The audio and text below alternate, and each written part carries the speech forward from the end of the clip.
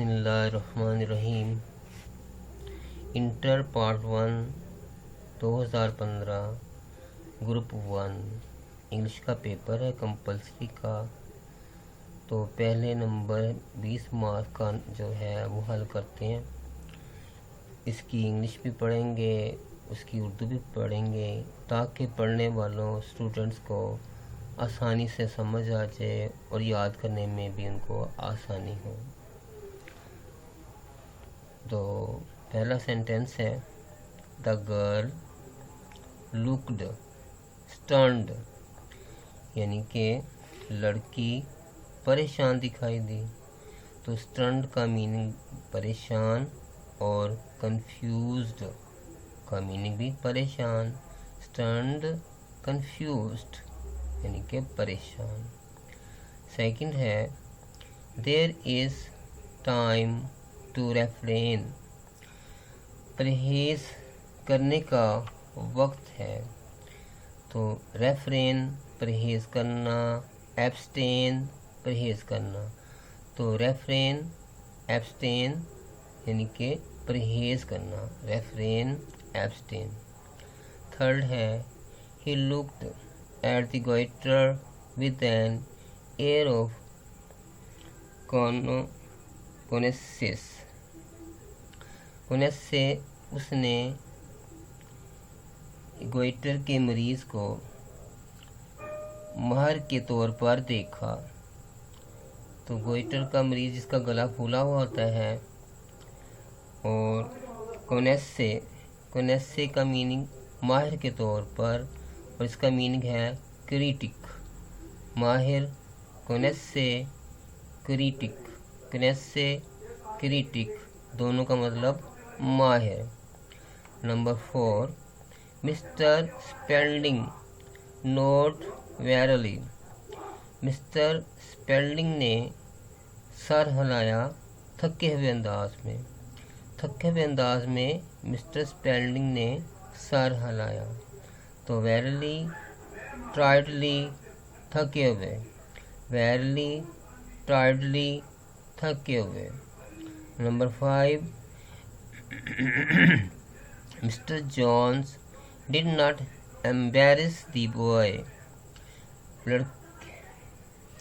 Mister John did not embarrass the boy,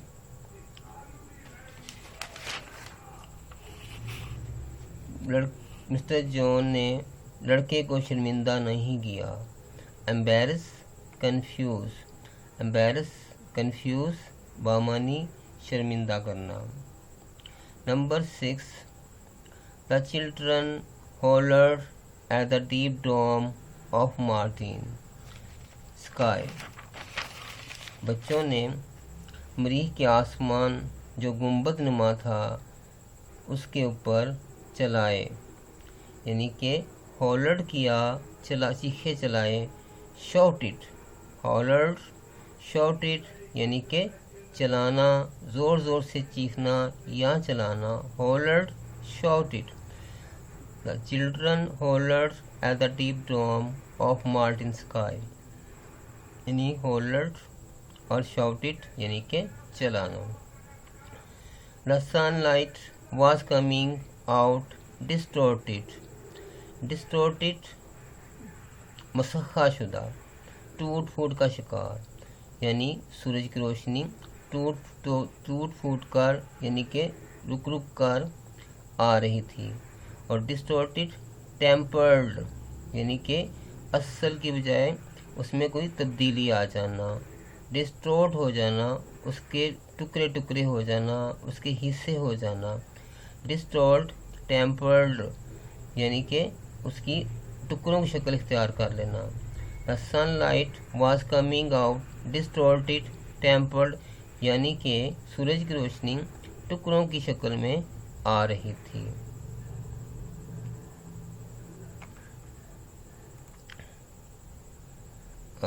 Shamim Ahmad stumbled over the words, यानी कि शमीम ने अपने लफ्ज़ों पर ठोकर खाई। स्टम्बल्ड करना, ठोकर खा जाना, यानी कि स्टैगर्ड, स्टम्बल्ड, स्टैगर्ड, यानी कि अपने ही अल्फाज की जद में वो आ गई, यानी कि वो कोई बात किसी के अगेंस्ट करना चाहती थी, वही अल्फाज उसके अगेंस्ट हो गए। यानी कि शमीम अहमद ने स्टम्बल्ड खाई ओवर दी वर्ड्स, लफ्ज़ों पर, स्टम्बल्ड, स्टैगर्ड, स्टम्बल्ड, स्टैगर्ड, ठोकर खाना। 9 है the traveller was from antique land, antique, ancient, यानी कि जो मुसाफिर था कदीम ज़मीन का रहने वाला था, यानी कि कदीम ज़मीन से आया था। The traveller was from antique land, antique, ancient, यानी कि कदीम, एंटीक, एंशियंट। 10 है the doctor overpowered the sick girl, यानी कि डॉक्टर ने गलबा पा लिया या काबू पा लिया बीमार लड़की पर। ओवरपावर्ड, काबू कर लेना, गालिब आ जाना। ओवरकम, ओवरपावर्ड, ओवरकम, ओवरपावर्ड, गालिब आ जाना। तो 11वां है चूज़ द करेक्ट आंसर। आपने करेक्ट आंसर जो है ना इसके बताने हैं। तो ये है 11वां, in which light children enter to buy fruit, यानी कि वहाँ पे अंधेरा था तो रोशनी जो थी ना वो लालटेन की जो थी ना वो मौजूद थी। तो लालटेन की रोशनी वो जलाकर बच्चे एंटर हुए फ्रूट ख़रीदने के लिए। तो लाइट कौन सी थी? लालटेन की। In which light children enter to buy fruit, answer है लालटेन। 12वां है what did the author send to the rummage sale. तो रुमेज सेल के लिए उसने, ऑथर ने यानी कि मुसन्नफ़ ने क्या भेजा, यानी कि उसने सेल करने के लिए क्या चीज़ें भेजी? ओल्ड क्लोथ्स, यानी कि पुराने कपड़े। ऑथर ने रमेज सेल करने के लिए, रमेज क्या था? यानी कि ओल्ड क्लोथ्स थे। 13 है at what age gorgeous came by his wild ideas, यानी कि उस वक्त जॉर्ज की क्या उम्र थी जब उसने ख़तरनाक किस्म के ख्यालात जो है ना उसके जहन में आने शुरू हो गए थे। तो 16 ईयर्स, 16 साल की उम्र में जॉर्जियस के दिमाग में हैरतनाक खौफनाक ख्यालात जो है ना, वाइल्ड आइडियाज़ जो थे ना आना शुरू हो गए थे। 14 है on what the Nations harmony depends, किस बात पर कौमों की हम आहंगी का इन्हिसार होता है। हम आहंगी से मुराद है एक जैसा हो जाना, हारमोनी हो जाना। तो ये यूनिटी यानी कि इत्तेहाद। हारमोनी कब बनती है? जब कौमों में यूनिटी हो, इत्तेहाद हो। तो हारमोनी का मतलब है यहाँ पे यूनिटी का हो जाना। और 15 है हाउ मैनी डॉक्टर्स जैस फादर्स विजिटेड, जैस फादर जब बीमार हो गया तो कितने डॉक्टर जो थे ना उसका इलाज करने के लिए आए? 8 डॉक्टर, यानी कि 8 डॉक्टर जो है ना वो जैसिस फादर के ट्रीटमेंट के लिए उन्होंने विजिट किया। और ये लास्ट पार्ट है choose the correct form of verb. तो 1 है 16 का पहला पार्ट है I dash a car next month. अब नेक्स्ट मंथ से पता चलता है कि फ्यूचर की बात हो रही है और फ्यूचर सेंटेंस में आई के साथ आमतौर पर शैल आता है। तो इसमें सेंटेंस करेक्ट क्या हुआ? I shall buy a car next month. जिस सेंटेंस में आने वाले ज़माने का पता बता रहा हो यानी फ्यूचर की बात हो रही हो तो उसमें याद रखना है, उसमें आई के साथ हमेशा शैल ही लगाना है, यानी कि आई के साथ shall. I shall buy a car next month, मैं अगले माह एक गाड़ी खरीदूंगा। Number 17, she should go to function, उसे फंक्शन पर जाना चाहिए। तो जिसमें शुड आ जाए, शुड के बाद आमतौर पर वर्ब की पहली फॉर्म ही आती है, शुड गो, शुड कम। तो यहाँ पे है जाना फंक्शन पे, she should go to function, उसे फंक्शन पर चले जाना चाहिए। तो शुड के साथ गो यानी कि शुड के साथ पहली फॉर्म आती है। और 18 है, she principal for a year. She जब सिंस या फॉर आ जाता है वहाँ पे आमतौर पर हैज़ बीन ही आता है, कभी हैव भी आ सकता है, लेकिन ज़्यादातर हैज़ बीन ही आता है।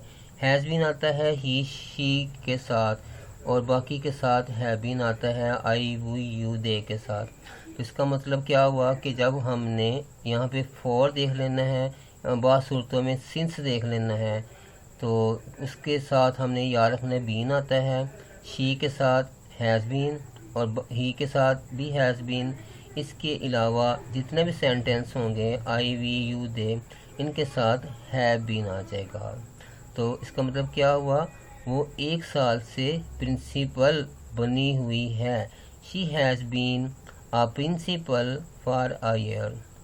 और 19 है, would that they were our friends. Would that काश वो, जब सेंटेंस वुड से स्टार्ट होता है इसका मतलब है कि किसी की ख्वाहिश का इजहार हो रहा है कि काश हम ऐसे होते, यानी कि और उसके यहाँ वुड आता है ना, वहाँ पे हमेशा याद रखें वार आता है, वास नहीं आता। Would that they were our neighbour, काश वो हमारे हमसाए होते। और 20th यानी कि लास्ट वन है, the doctor had arrived before the patient died. तब देखें 2 काम हुए हैं, दोनों ही पास्ट हैं। तो याद रखना है जब दोनों काम पास्ट हों तो हमने ये देखना होता है कि पहले काम कौन सा हुआ, पहले डॉक्टर आया कि पहले मरीज़ मर गया। इसका मतलब है मरीज़ पहले मर गया था और डॉक्टर बाद में आया। तो पहला काम जो होता है उसमें सिंपल सेकंड फॉर्म आती है, यानी कि जो पहले काम हो चुका हुआ है, यानी कि पेशेंट डाइट, ये काम पहले हुआ, डॉक्टर बाद में आया। जो काम यानी कि हो चुका है वहाँ पे सेकंड फॉर्म, जो अब देर से हुआ है वहाँ पे हैड लगा देते हैं। यानी कि पास्ट टेंस में अगर दोनों कामों में फ़र्क होता है, एक मरीज़ 10 मिनट पहले मर गया लेकिन डॉक्टर उस मरने के बाद आया, तो जो पहला काम हो चुका है तो इसका मतलब क्या हुआ, उसमें सेकंड फॉर्म लगा देनी है। जो बाद में काम हुआ है वहाँ पे अपने हैड लगा देना है।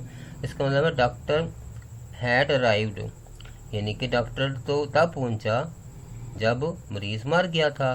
तो इसका मतलब है मरीज़ के मरने का काम पहले हुआ, डॉक्टर को पहुँचने का काम बाद में हुआ। पहले काम वाले में सेकंड फॉर्म लगा दी हमने डाइड, और जो उसके बाद काम हुआ वहाँ पे हमने लगा दिया हैड। इसका मतलब है doctor had arrived before the patient died. याद आपने ये रखना है, जब भी 2 काम होंगे, जो पहले काम होता है दोनों कामों में से उसमें सेकंड फॉर्म आती है यानी कि डाइट, और जो इससे के पहले जो एक काम होने के बाद कुछ देर के बाद दूसरा काम होता है, आधे घंटे बाद, 1 मिनट बाद, महीने बाद, हफ्ते बाद, एक काम के बाद जब दूसरा काम बाद में जब होता है ना, तो उसमें हमेशा अपने हैड के साथ थर्ड फॉर्म ही लगानी है। तो अच्छे तलबा, उम्मीद है कि आपको मेरी ये कोशिश पसंद आई होगी, और अगर आपको ये पसंद आई है तो प्लीज़ चैनल को सब्सक्राइब भी करें और अपने दोस्तों तक ये पेपरों को समझने का आसान तरीका दूसरों तक भी पहुंचाएं, ताकि लोगों का भी भला हो और घर बैठे लोग फ्री में पेपरों से तैयारी करें और अच्छे नंबरों से पास हो जाएं। अल्लाह ताला आप सब को कामयाबी दे इम्तिहानात में और ज़िंदगी में आसानियाँ अता फरमाए। अस्सलामु अलैकुम व रहमतुल्लाहि व बरकातुहू।